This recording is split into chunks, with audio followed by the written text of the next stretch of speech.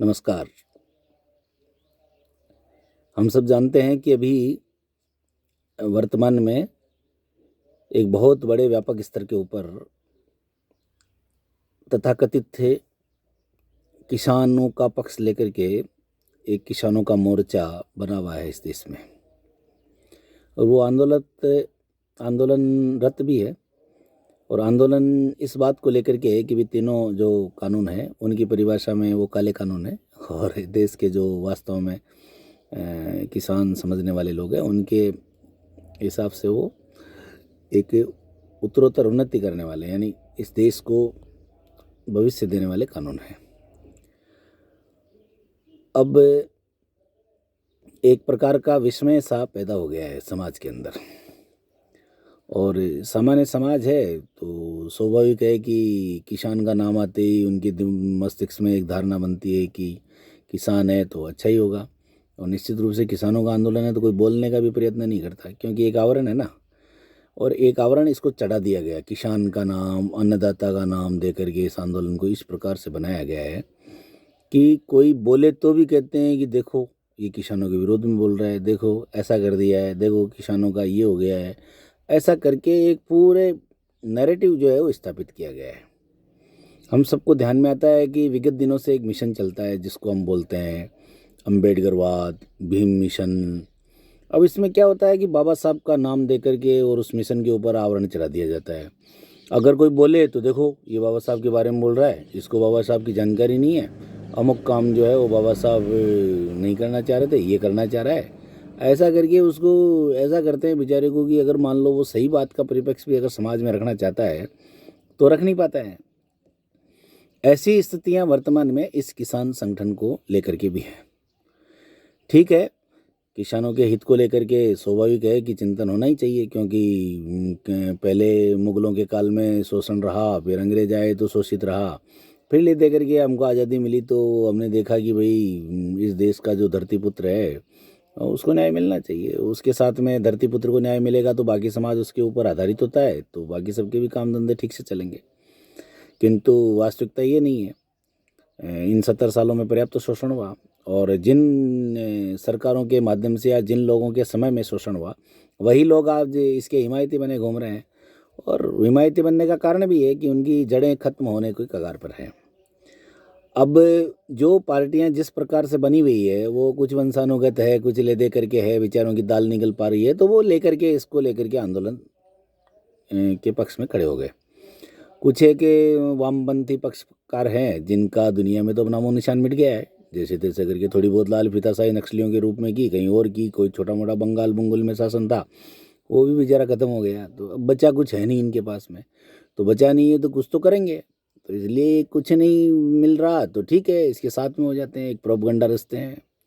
तो जिस प्रकार से बाबा साहब का नाम लेकर के पूरे समाज का ध्रुवीकरण करके, यहाँ तक कि ध्रुवीकरण ही नहीं किया, उसके जीवन मूल्यों के ऊपर भी आघात एक बहुत भारी तरीके से किया गया, उसको खत्म करने का प्रयत्न किया गया आघात करके।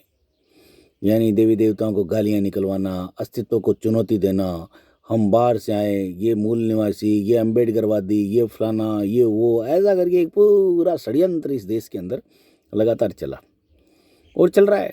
वर्तमान में भी समाज में बहुत अधिक जो पढ़ा लिखा आदमी है वो जाकर के और उसको पंच बनना होता है। बाकी समाज में तो कुछ करता धरता नहीं है, पर इस बहाने चलो अम्बेडकरवाद के नाम से वो थोड़ी पंचायती कपड़े पहन करके आ जाता है तो ठीक ठाक उसको रेस्पॉन्स मिल जाता है।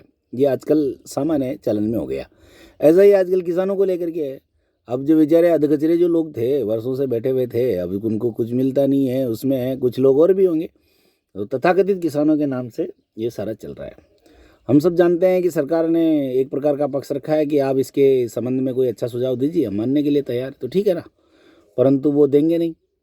इसके अलावा समाज की दूसरी रणनीति भी है कि ये नहीं करेंगे तो चलो, दूसरा सरकार ने समाज को ऑप्शन दे दिया कि ठीक है आप एक काम करिए कि आपके नहीं समझ में आता है तो 1.5 साल के लिए इसको स्थगित कर देते हैं, यानी कुल मिलाकर के 1.5 साल तक इस कानून को लागू ही नहीं करेंगे।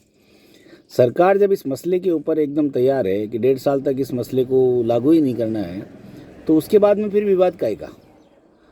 भाई जब सरकार लागू ही नहीं कर रही है, लिखित में देने के लिए तैयार है, तो फिर समस्या किस बात की है? कुल मिलाकर के समस्या इस बात की है कि एक इस प्रकार की सरकार जिसने इस देश को जो रुग्णावस्था में आ गया था उस देश को वैभवशाली जैसे स्टेटस पे ला करके खड़ा कर दिया। आज गर्वित हैं हम सब लोग इस प्रकार के लोगों के कारण से।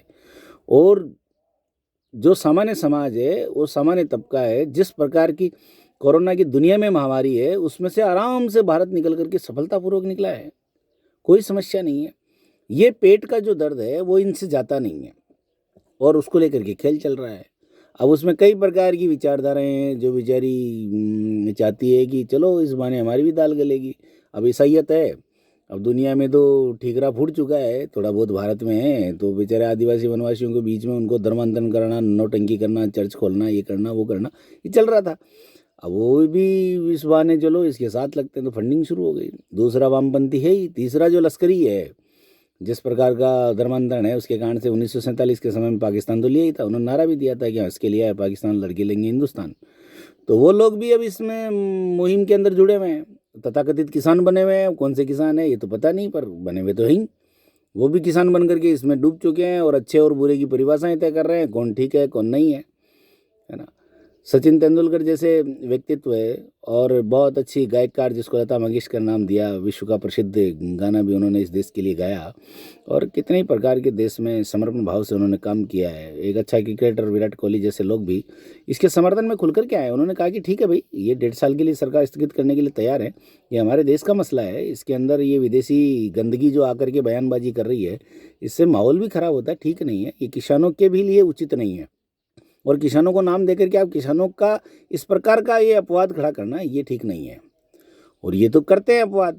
पहले जो भगवान राम के मंदिर को लेकर के 500 साल का जो एक बड़ा संघर्ष चला, उस संघर्ष में जिस भी प्रकार से सुप्रीम कोर्ट ने निर्णय दिया, तो निर्णय में उस काल के अंदर भी जय श्री राम जैसे शब्द को, जो भगवान राम का शब्द है उसके कारण से उत्साह उमंग समाज में आता है, हर एक व्यक्ति राम से जुड़ा हुआ है, उसको भी इन्होंने जय श्री राम के नाम को भी पर्याप्त उसको बदनाम करने का प्रयत्न किया। ऐसे ही किसान शब्द को बदनाम करने का प्रयत्न किया। ऐसे ही बाबा साहब के नाम से भीम शब्द को लेकर के अलग अलग प्रकार के संगठन बना करके उस समाज को दलदल में धकेलने का इन लोगों ने काम किया है और यही षड्यंत्र वर्तमान में चल रहा है।